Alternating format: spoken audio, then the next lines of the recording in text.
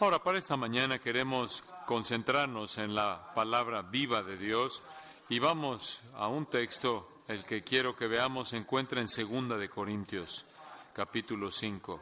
2 de Corintios, capítulo 5. La pregunta podría ser hecha, ¿por qué la iglesia existe en el mundo? ¿Por qué es esta iglesia evangélica en la ciudad de León? ¿Por qué estamos tan preocupados por el ministerio de esta iglesia? ¿Por qué queremos expandir la iglesia, que crezca, que se edifique la iglesia? ¿Cuál es nuestro propósito? ¿Cuál es la dirección? Y la respuesta a ello se encuentra en una porción de las Escrituras que el apóstol Pablo escribió bajo la inspiración del Espíritu Santo. Y quiero leérselas. Y Luis va a leer 2 de Corintios 5, versículos 17 al 21. 5, 17 al 21. De modo que si alguno está en Cristo, nueva criatura es. Las cosas viejas pasaron. He aquí todas son hechas nuevas. Y todo esto proviene de Dios, quien nos reconcilió consigo mismo por Cristo, y nos dio el ministerio de la reconciliación. Que Dios estaba en Cristo reconciliando consigo al mundo, no tomándoles en cuenta a los hombres sus pecados, y nos encargó a nosotros la palabra de la reconciliación. Así que somos embajadores en nombre de Cristo, como si Dios rogase por medio de nosotros. Os rogamos en nombre de Cristo, reconciliaos con Dios. Al que no conoció pecado, por nosotros lo hizo pecado, para que nosotros fuésemos hechos justicia de Dios en Él. Esa es la afirmación de la misión de la iglesia en el mundo. Notarán ahí en el versículo 20 la palabra embajadores. Esa es una palabra muy, muy importante. Una palabra que define a la iglesia. Somos embajadores de Cristo. Es un término muy rico. Un embajador es una persona que se encuentra en una tierra extranjera, en una nación extranjera, que representa un poder a un gobierno extranjero, un mensajero, un representante. No tiene su propio mensaje, no tiene su propia autoridad. No tiene una autoridad propia, sino que más bien tiene la autoridad del monarca de su país, que es su hogar. Y tiene un mensaje que tiene que entregar en nombre del rey. Y un embajador es enviado por el rey para proclamar el mensaje del rey, el mensaje del gobernante o del soberano, que tiene el derecho de mandar al pueblo. Y dichas deberes en el pueblo, en el día de Pablo, eran muy común.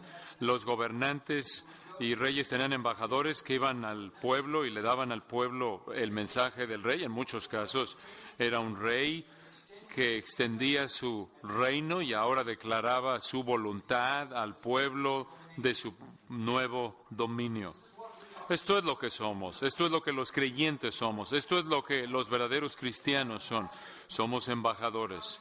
Venimos del Rey Celestial, de parte del Rey Celestial, del Reino Celestial. No tenemos un mensaje propio. Este no es un mensaje humano. Venimos a hablar en nombre del gran soberano mismo, el Rey de Reyes, el Señor de Señores, Jesucristo. Y su palabra es nuestro mensaje. Cuando llegas a la iglesia del Señor Jesucristo, la verdadera iglesia del Señor Jesucristo, escucharás de Dios, de parte de Dios, escucharás el mensaje que el Rey quiere que se declare. No escucharás un mensaje tradicional, esto es de la tradición o de la filosofía. No escucharás un mensaje producido por inteligencia humana, no tiene que ver con el ingenio humano. Lo que es nuevo, Dios hablará, porque somos sus mensajeros, sus embajadores trayendo su mensaje. Tenemos el honor de proclamar su mensaje. Ahora, ¿cuál es su mensaje? ¿En qué consiste? Una palabra revela ese mensaje en este pasaje y aparece 5 veces. Como lo leía Luis lo escucharon. Es la palabra reconciliarse o reconciliación. 5 veces esa palabra ha aparecido en este pasaje. En el versículo 18, reconcilió y reconciliación. En el versículo 19, reconciliando y reconciliación. En el versículo 20, reconciliaos. Claramente, ese es la enseñanza clave de este pasaje. Nuestro ministerio en esta ciudad y por todo el mundo, el ministerio de los embajadores de Jesucristo, es decirle a los pecadores que pueden reconciliarse con Dios. Esa es la gran noticia del Evangelio. El mensaje más importante que cualquier persona puede dar, el mensaje más importante que cualquier persona puede escuchar. No, tú puedes reconciliarte con Dios. Algunas veces cuando la gente me pregunta a qué me dedico, le puedo decir esto: mira, yo tengo un gran trabajo. Mi trabajo consiste en decirle a los pecadores que pueden reconciliarse con Dios. ¿Estás interesado? Estaba en un vuelo, en un avión en Estados Unidos, y estaba sentado en el asiento de en medio, y junto a mí había un hombre que obviamente era árabe y tenía mi Biblia y estaba escribiendo, tomando algunas notas porque iba a hablar en una conferencia, y me veía y volteaba a verme y me veía y me veía. Y finalmente él dijo: disculpe, señor, ¿es esa una Biblia? Y le dije: sí, es una Biblia. Y me dijo: ¿le puedo hacer una pregunta? Me dijo: yo acabo de llegar a Estados Unidos, yo vengo de Irán. En mi país todo el mundo es del Islam, todo el mundo es musulmán. Solo hay una religión. Pero en Estados Unidos hay muchas religiones. Es muy confuso para mí. Entonces, por favor, señor, ¿podría usted decirme cuál es la diferencia entre un católico, un protestante y un bautista? Y no sé por qué le escogió a los bautistas. Entonces le dije: claro. Entonces le expliqué el sistema externo, la religión externa sacramental, religiosa, ritualista, y después la reforma protestante y la recuperación del verdadero evangelio, y como una persona en Cristo solamente, por gracia solamente, por fe únicamente podía reconciliarse, y coloqué a los bautistas en la categoría apropiada. Y esto abrió la puerta para mí. Entonces le dije: ¿le puedo hacer una pregunta, señor? Claro.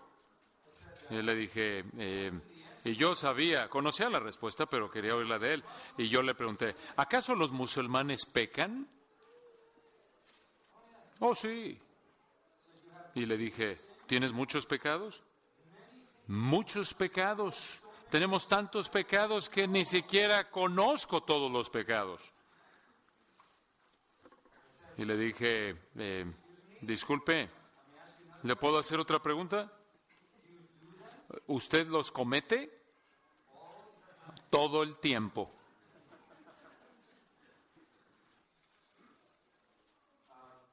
¿Y qué es lo que Allah piensa acerca de que usted peque todo el tiempo? Le pregunté.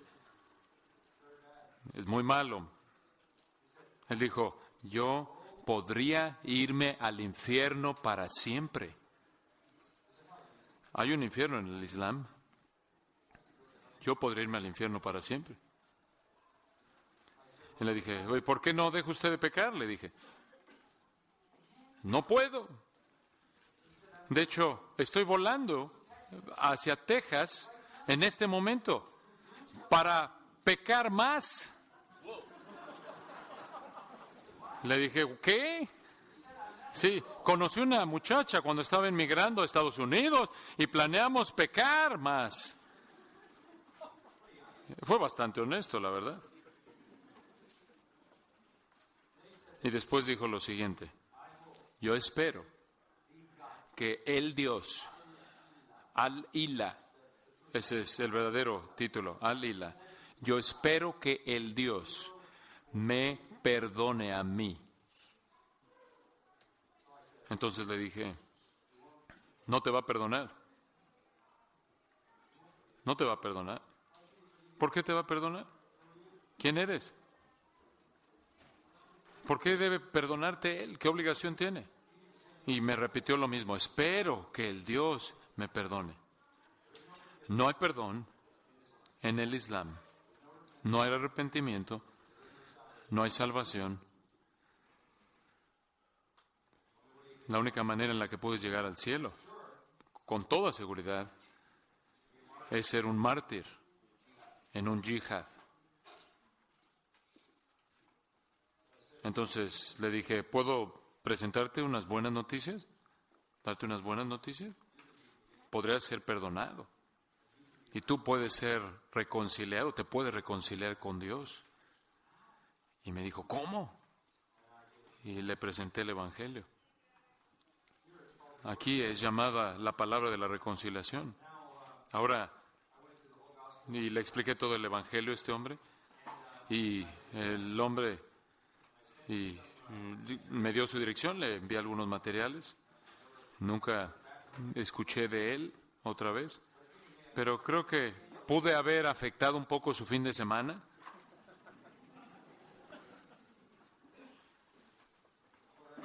A eso me dedico. Le digo a la gente que puede reconciliarse con Dios.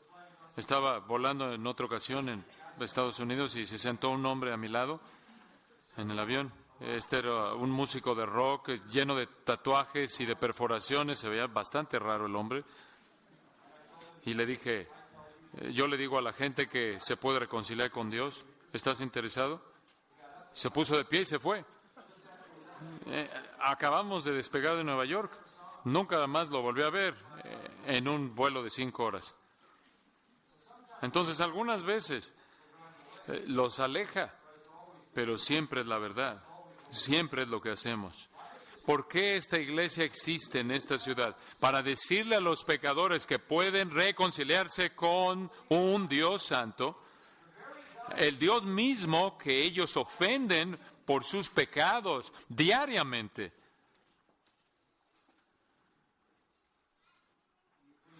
Si son tan amables en notar que se nos ha dado el ministerio de la reconciliación. Eso es lo que hacemos. Versículo 18 y versículo 19. El ministerio de reconciliación está basado en la obra, el mensaje de reconciliación. Esta es la razón por la que es llamada el Evangelio, porque estas son buenas noticias. Los pecadores culpables pueden ser reconciliados con el Dios Santo a quien continuamente ofenden. Quiero darles varias cosas en las que pueden pensar con respecto al mensaje de la reconciliación. Muy bien. Número 1. La reconciliación es por la voluntad de Dios. Es por la voluntad de Dios. Esto es tan importante de entender. Regresemos al versículo 18. Y todo esto proviene de Dios. ¿Qué cosas? ¿Qué es esto? Las cosas en el versículo 17. De modo que si alguno está en Cristo, nueva criatura es. Las cosas viejas pasaron, y aquí todas son hechas nuevas. Todas las cosas nuevas que vienen en la salvación, regeneración, nuevo nacimiento, redención, conversión, todas esas cosas nuevas son de Dios. La reconciliación es por la voluntad de Dios. Esto es repetido. Observe el versículo 19. Es Dios quien estaba en Cristo reconciliando. Versículo 20. Es Dios haciendo una apelación, rogando por medio de nosotros. Permítame decirte algo. Un Dios que se reconcilia, un Dios que busca reconciliarse, que por naturaleza busca y salva pecadores. Esto es algo que no se conoce en la religión. Esto no se conoce, es desconocido en la religión. Puedes tomar la historia de la religión y lo he estudiado a lo largo de los años, y puedes ver y analizar todas las deidades que se han manufacturado por los hombres y los demonios, y prácticamente cruzan un espectro a lo largo de un espectro que va de lo indiferente a lo hostil, y todos los puntos que se encuentran en medio de estos dos extremos. Pero nunca encontrarás fuera de las Escrituras, de la Biblia, un Dios que por naturaleza es un Dios perdonador, amoroso, reconciliador. Encontrarás a dioses de indiferencia, como en el Antiguo Testamento, la ilustración de Elías en el Monte Carmelo. Y Elías le dice a los profetas de Baal: vamos a tener una competencia, un concurso, vamos a ver quién es Dios. Vamos a hacer un altar y veamos quién envía fuego. Ustedes oren a Baal y yo oraré al Dios verdadero y veremos quién responde. Y los profetas de Baal comienzan a orar. Y claro que Baal no existe. No hay un Dios, hay una fuerza demoníaca que prácticamente está siendo el que representa al Dios Baal, pero nada sucede. ¿Y qué es lo que Elías dice? Quizás tu Dios está durmiendo, quizás está de vacaciones. Eso es indiferencia.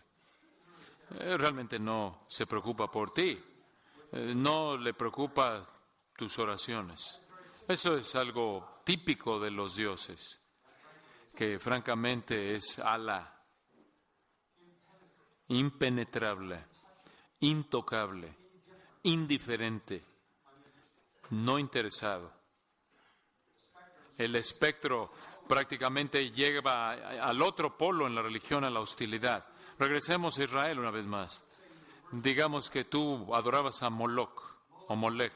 Moloch estaba enojado con la gente todo el tiempo, de acuerdo a ese sistema religioso, y la única manera en la que podías hacer que Moloch estuviera en paz contigo, lo apaciguaras, era tomar a tu bebé y quemar a tu bebé matándolo en un altar. Y entonces podías apaciguar a Moloch. Él demandaba un sacrificio de infantes. En la historia de las religiones del mundo tienes a dioses desinteresados, apáticos, indiferentes, y tienes a deidades hostiles, crueles, homicidas y todo tipo de cosas en medio de estos dos polos, pero nunca, si estudias la historia de las religiones del mundo, nunca encontrarás a un Dios hecho por los hombres o los demonios que por naturaleza es un Dios amoroso, misericordioso, que busca reconciliarse. Dios nuestro Salvador, quien quiere que todos los hombres sean salvos y vengan al conocimiento de la verdad. Dios de tal manera amó al mundo que dio a su Hijo unigénito para que todo aquel que en él cree no se pierda, mas tenga vida eterna. La Biblia celebra el hecho de que Dios es un Dios salvador. Y yo sé que lo que los críticos han dicho, bueno, ¿qué hay acerca del Antiguo Testamento? ¿Qué hay acerca del Dios del Antiguo Testamento que le dice a los israelitas que aplasten a los cananeos? ¿Qué hay acerca del Dios que ahoga al ejército egipcio? ¿Qué hay acerca del Dios que abre el suelo y se traga a la gente? ¿Y qué hay acerca del Dios que cuando unos jóvenes dicen, oh, calvo, un profeta envía osos del bosque para despedazarlos? ¿Qué tipo de Dios es ese? ¿Qué tipo de Dios es ese? ¿Qué tipo de Dios quita la vida? ¿Qué tipo de Dios ahoga al mundo entero en el diluvio? Un Dios justo. Pero ¿recuerdas que antes del diluvio, durante 120 años, Noé fue un predicador de justicia, diciéndole a ese mundo entero que podía reconciliarse con Dios si confiaban en Él y lo rechazaron. Puedes ver el Antiguo Testamento de una manera diferente. La pregunta no es ¿por qué tantas personas murieron? Esa no es la pregunta. La pregunta es ¿por qué alguien vivió? ¿Por qué una persona vivió? ¿Cómo es posible que aún antes del diluvio? ¿Cuánto tiempo vivieron? Tanto como 900 años. Bastante tiempo. Como puedes ver, la pregunta no es ¿por qué la gente murió? ¿Por qué la gente pereció? La pregunta es ¿por qué vivieron? Porque la Biblia dice que la paga del pecado es muerte. El alma que pecare, esa morirá. Ninguno de nosotros merece vivir. Salimos del vientre siendo pecadores. Somos pecadores desde el momento de la concepción misma. Dios tenía todo el derecho de quitarnos nuestra vida. Pero los pecadores viven y florecen. Y están por todos lados a nuestro alrededor. Y disfrutan de la vida. Y les encanta una buena comida. Les encanta un hermoso día, disfrutar de un hermoso día y disfrutar de una hermosa caminata. Y les encanta el entretenimiento y la aventura y se enamoran, se casan, tienen hijos, nietos, tienen dinero y son prósperos. Disfrutan de lo mejor de la vida. ¿Por qué?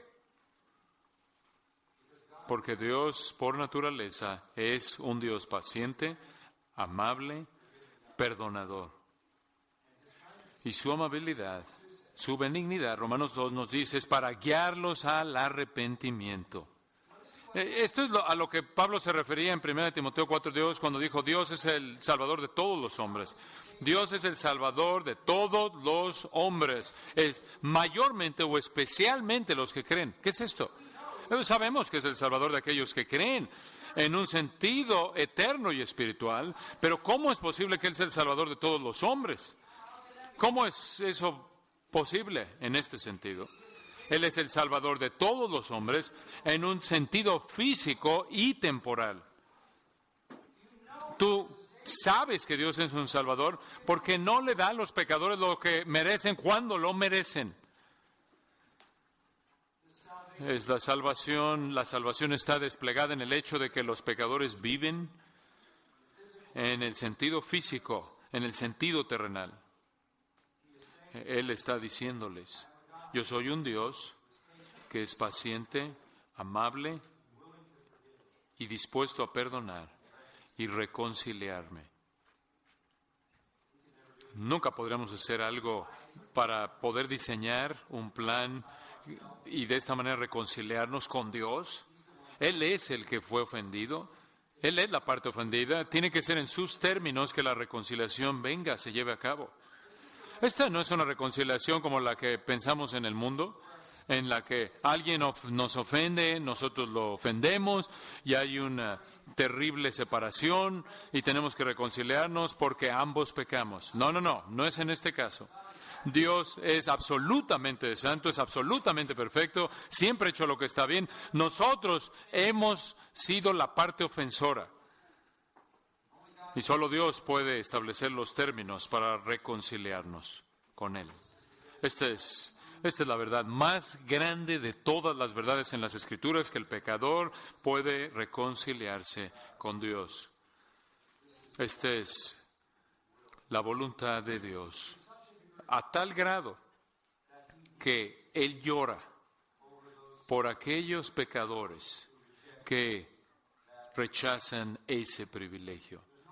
No hay un retrato tan dramático como Dios siendo un reconciliador, como la historia del hijo pródigo, quien dejó a su padre y se llevó su fortuna y se fue a un país extranjero y se burló de su padre, lo avergonzó, trajo reproche en contra de su familia, desperdició su herencia entera en prostitutas, nos dice la Biblia, terminó sin dinero, con hambre, tratando de comer el alimento de los cerdos.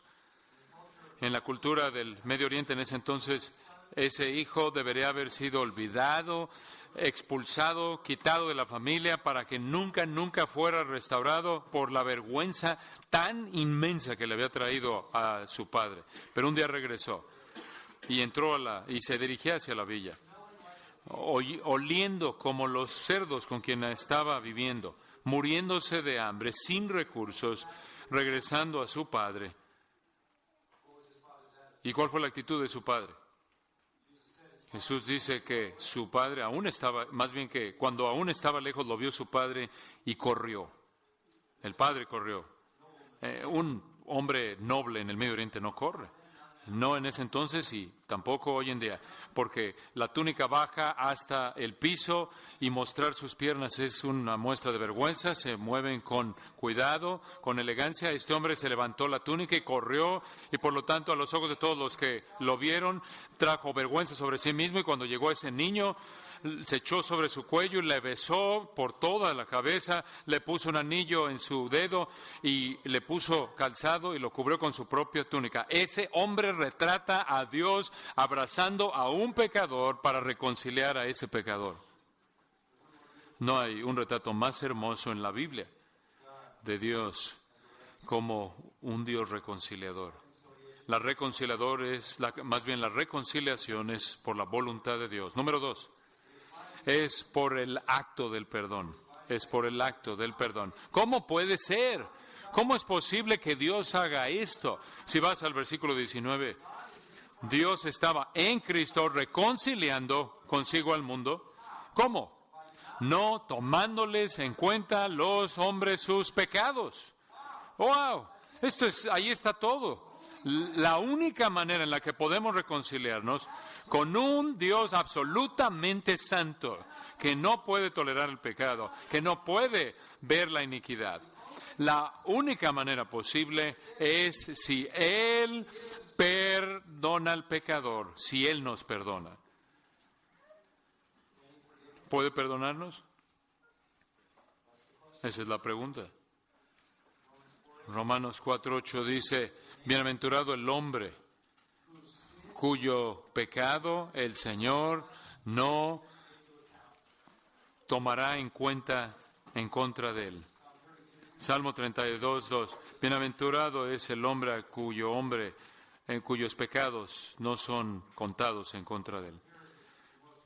Y aquí están las noticias más gloriosas de todos. Dios es un Dios reconciliador por naturaleza. Su naturaleza consiste en reconciliar a pecadores y para hacer ello está dispuesto a perdonarles todos sus pecados. Le dije a ese árabe ese día en el avión, hay una manera en la que el Dios verdadero te perdonará todo pecado que jamás has cometido, todo pecado que cometerás, todos tus pecados, pasados, presentes y futuros. Esa es su naturaleza. Eso es lo que está dispuesto a hacer. Esa es la única esperanza de reconciliación. Y ustedes entienden eso, aún en un sentido humano.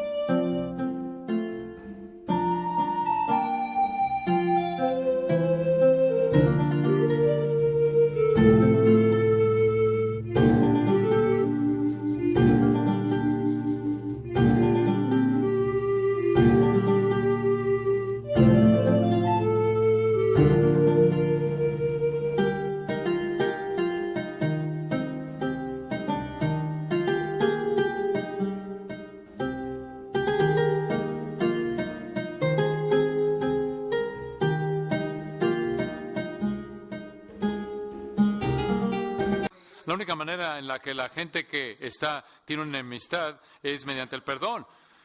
Cuando hay finalmente una separación en una relación de matrimonio, cualquier otro tipo de relación, en última se debe a que no hay perdón. En últimas, esto es lo que finalmente separa toda relación que es separada o rota. En el caso de Dios, el perdón está disponible. Es posible. Piensa en ello en estos términos. Es posible para ti. Es posible que el registro de tu pecado sea borrado de manera total delante de Dios. Él dijo, no me acordaré más de tus pecados. Alejaré tu pecado tan lejos como esté el oriente del occidente. Eso es la infinidad, el infinito, una línea infinita. Echaré tus pecados, dijo él, en las profundidades del mar más profundo y no me acordaré más de ellos. Este es perdón completo.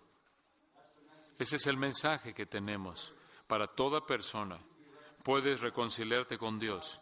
Dios busca como el reconciliador, reconciliarse contigo el pecador. ¿Cómo lo puede hacer? Él está dispuesto a perdonarte todos tus pecados. Ese es nuestro mensaje. Ese es el mensaje bíblico. Hay un tercer punto. ¿Cómo sucede esto? Por la voluntad de Dios, por el acto del perdón y por el medio de la fe. ¿Qué hacemos? Observe el versículo 20. Os rogamos, en nombre de Cristo, reconciliaos con Dios. ¿Él está dispuesto? Él ha establecido la reconciliación. Él está dispuesto a perdonar. Si vienes a Él, Él no te va a rechazar. Él te perdonará. Pero tienes que venir. ¿Cómo vienes? ¿A través de la iglesia? ¿A través de una ceremonia? ¿A través de un ritual? No. A través del arrepentimiento. El Nuevo Testamento es tan claro en esto. Arrepentíos, arrepentíos. Eso quiere decir dejar tu pecado, odiar tu pecado, darle la espalda a tu pecado, decir, quiero dejar mi pecado, ponerlo atrás. Lloro por mi pecado y te pido, Señor, que perdones mi pecado por fe. Le rogamos a la gente que se reconcilien. Y realmente cuando le rogamos a la gente es Dios rogando a través de nosotros, de acuerdo al versículo 20. Llamamos a la gente a arrepentirse y creer en el Señor Jesucristo para que se reconcilien con Dios. Esta no es una ceremonia, no es un ritual, no es un proceso. Este es un acto de fe penitente. Y hay tanto que podría decirse acerca de eso, obviamente. Pero ese es lo difícil. Esta es la parte difícil porque los pecadores no quieren dejar su pecado. ¿Se acuerdan cuando Jesús en Lucas 4 fue a su propia ciudad, ahí en su pueblo Nazaret? Había estado fuera, creció allí, 30 años de su vida en esencia. Todo el mundo lo conocía, no tenía pecado, era un joven perfecto, un niño perfecto, perfecto su vida entera. Ese fue su ciudad, una villa, un pueblo pequeño llamado Nazaret, y regresó. Después de que comenzó su ministerio, a la edad de 30 años, él llegó al pueblo, entró a la sinagoga en la que había crecido, todo el mundo lo conocía, su familia extendida, sus amigos, vecinos. Se puso de pie y les declaró, yo soy el Salvador, yo soy el Mesías. Y dijo, he venido a predicar las buenas nuevas de salvación a ustedes. Y después dijo lo siguiente, citando Isaías 61, las buenas nuevas son únicamente para los pobres, los cautivos, los ciegos y los oprimidos.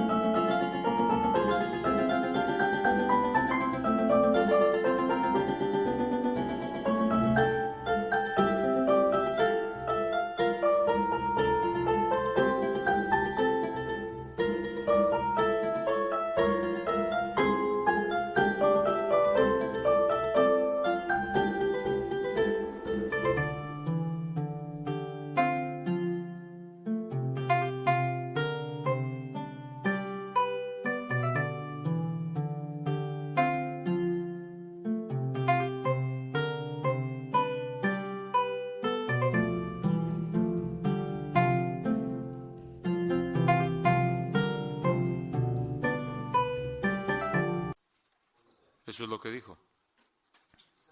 Él dijo, vine a los pobres, aquellos que están en cautividad, en esclavitud, aquellos que están ciegos, aquellos que están oprimidos. ¿De qué estaba hablando aquí? No está hablando de algún tipo de estatus social. Él está diciendo, vengo a aquellos que saben que están en una posición de pobreza espiritual, que no le pueden ofrecer nada a Dios, que están en esclavitud espiritual, que son prisioneros espirituales y espiritualmente ciegos. Y a los judíos no les gustó escuchar esto. Aún sus propios amigos no les gustó escuchar esto. Se veían a sí mismos como justos, santos y nobles y buenos y religiosos. Esa es la parte más difícil del mensaje, que el pecador se vea a sí mismo la manera en la que realmente es. Un prisionero espiritualmente ciego que se dirige al juicio. Y la gente en su propia villa, en su propio pueblo, trataron de aventarlo por ese risco y matarlo. Trataron de asesinarlo. El profeta que ellos conocían. ¿Por qué? Porque les dijo que eran pecadores y no justos. Y eran los pobres, cautivos, ciegos y oprimidos. Y no había esperanza para ellos, a menos de que reconocieran eso. Y les dijo, ustedes simplemente son como sus ancestros, iguales. Y los llevó de regreso al Antiguo Testamento. Y les dijo, el profeta vino en el pasado, y no podía hacer nada con sus padres tampoco, con sus ancestros, debido a su incredulidad y su impenitencia. Entonces fue con el enemigo. Él fue con el enemigo y le dio dos ejemplos de esto. Elías, y les dijo, ustedes son iguales. Cuando le rogamos a los pecadores, estamos rogándoles porque es muy, muy difícil admitir que eres un pecador y estar dispuesto a volverte de tu pecado y dejarlo y confiar en el perdón completo de Dios. Dejar tu pecado atrás. Jesús contó dos historias que ilustraron. Hubo un hombre que encontró una perla de gran precio y vendió todo para comprar esa perla. Hubo un hombre que encontró un tesoro en un campo y vendió todo lo que tenía para comprar ese tesoro que encontró en el campo. Ese es un retrato de la salvación en ilustración. Entregas todo lo que tienes por la perla de gran precio. La perla invaluable, el tesoro invaluable. ¿Y qué es lo que estás entregando?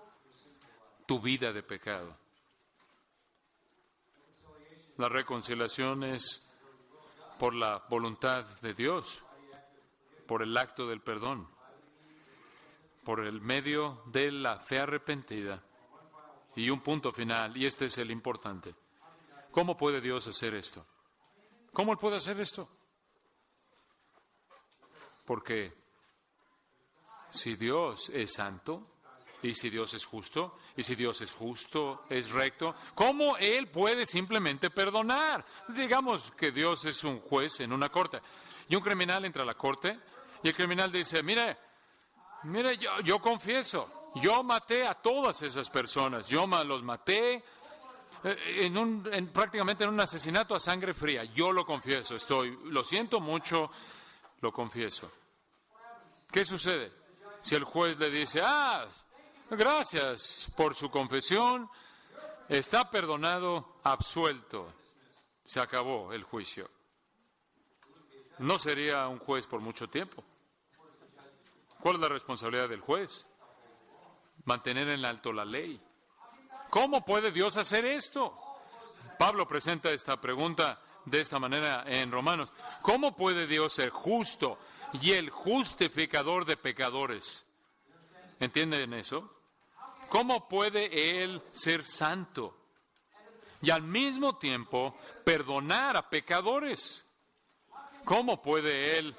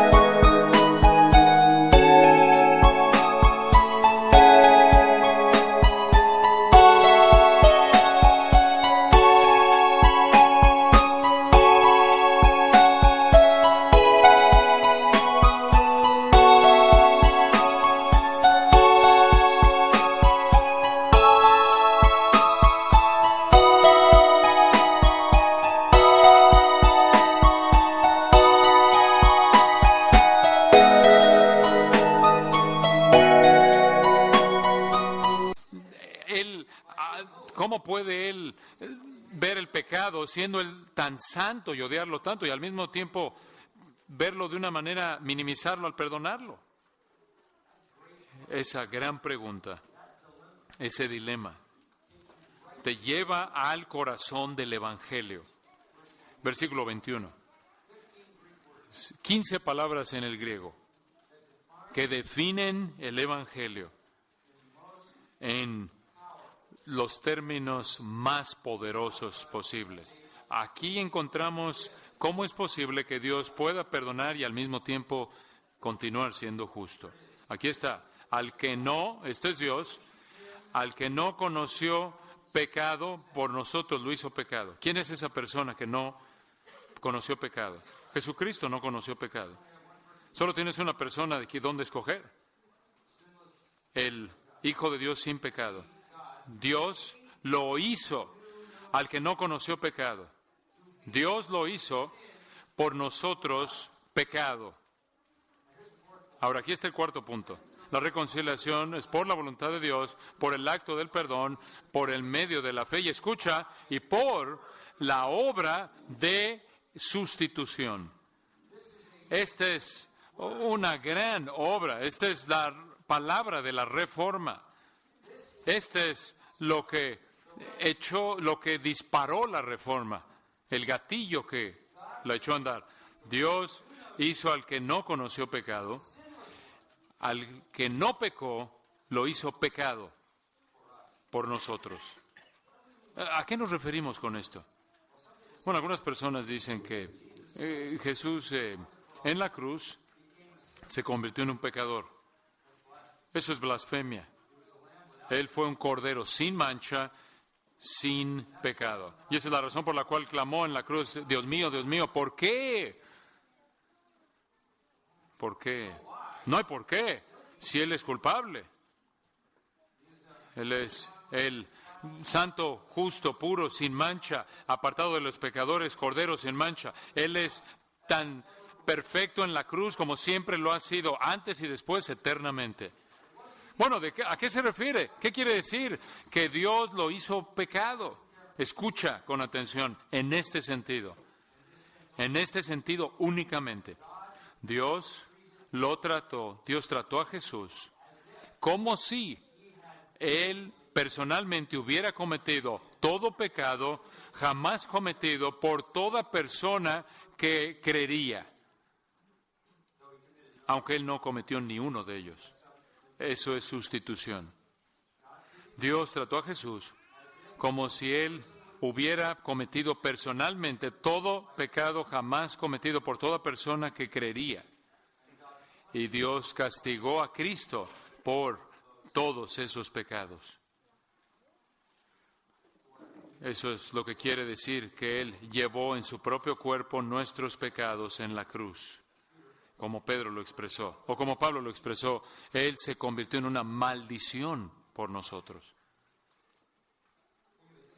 Piensa en esto de la siguiente manera. En la cruz, Dios castigó a Jesús por pecadores en su lugar. Eso es sustitución. Nuestros pecados fueron imputados en Él y Él fue castigado por ellos. Ahora, permíteme decirte algo fascinante de esto. Los pecadores mueren fuera de la salvación y pasan una eternidad de tormento en el infierno, para siempre en el infierno, y un pecador que está ahí para siempre en el infierno, toda la eternidad en el infierno, nunca paga sus pecados. Todos los pecadores en el infierno, en toda la eternidad, nunca terminan de pagar la deuda. ¿Cómo es posible que Jesús, en la cruz, en un día, 3 horas de oscuridad, de tinieblas, pagó de manera total los castigos eternos de todos los que creerían en Él? Aquí está la respuesta. Porque Él era una persona infinita. Él podía absorber castigo infinito.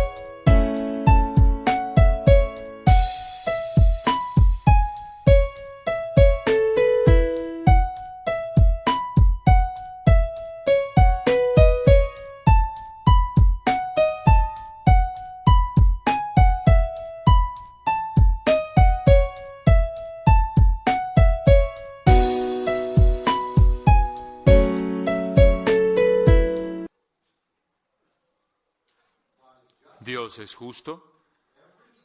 Todo pecado jamás cometido será castigado. Todo pecado.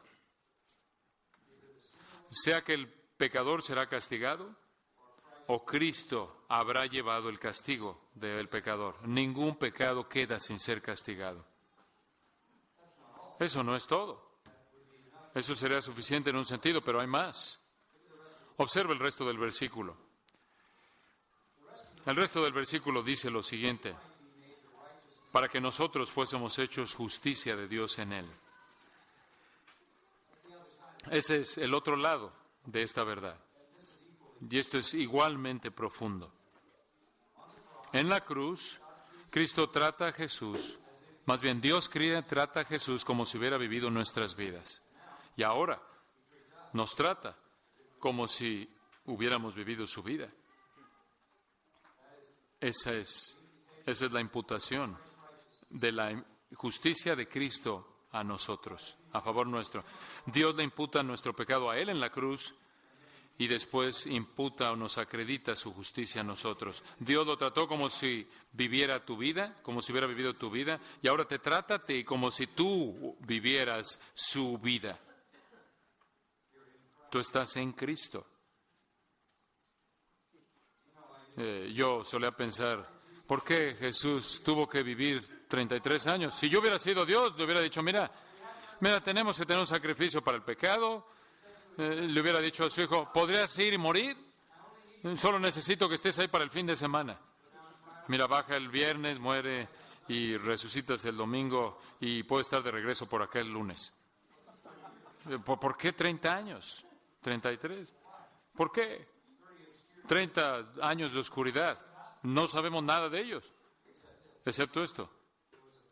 Fue una vida completa desde la infancia hasta la edad adulta, sin pecado.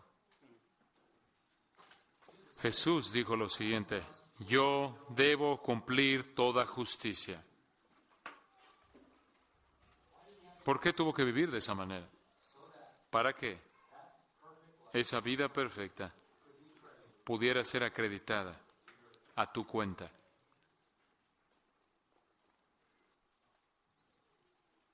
Él murió, tu muerte, tú vives su vida. Cuando vienes delante de Dios, no habrá condenación, porque será como si tú vivieras la vida perfecta de Jesucristo. Estas son las buenas nuevas. Esta es la razón por la que existimos. Esta es nuestra misión, el mensaje de la reconciliación con Dios. Padre, te damos gracias por nuestro tiempo juntos en esta mañana. Gracias por tu palabra. Gracias por esta gloriosa palabra de reconciliación, las buenas nuevas del Evangelio. Gracias por Cristo, quien se convirtió en pecado por nosotros para que fuésemos hechos justicia de Dios en Él. Que no haya alguien aquí que le dé la espalda a esto por el amor al pecado, por el amor a la iniquidad.